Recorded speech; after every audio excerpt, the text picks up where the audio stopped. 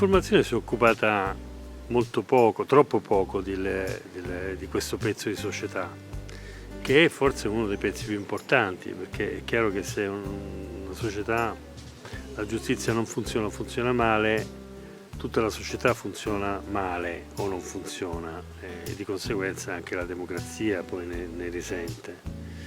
La giustizia è una delle funzioni più importanti in una democrazia compiuta, no?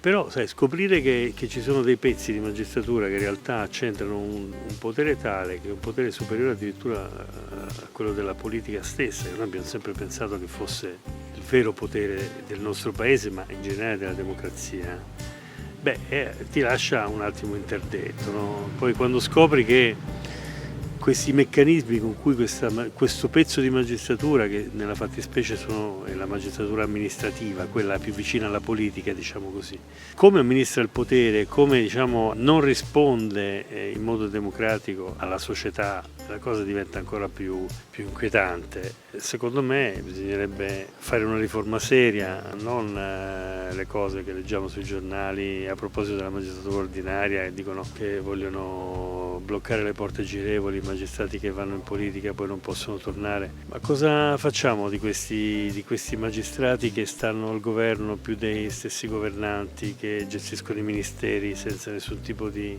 controllo democratico, che non rispondono a nessuno se non a se stessi, perché hanno dei meccanismi tali con i loro organi di autogoverno che vengono governati dagli stessi che poi dovrebbero rispondere agli stessi organi di autogoverno. Cioè è un sistema che va assolutamente corretto, perché se non lo correggiamo non riusciremo mai a diventare una democrazia compiuta.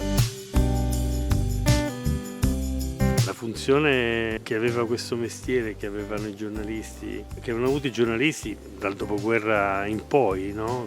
Da quando in Italia c'è la democrazia, è andato sfumando in modo repentino e anche abbastanza sorprendente negli ultimi tempi. In Italia è un paese dove non si legge, già si leggeva poco, ma adesso non si legge più per niente. Noi vendiamo oggi in Italia, tutti i giornali messi insieme vendono poco più di 1 milione di copie. 15 anni fa erano 7 milioni. Questo secondo me dice tutto, no?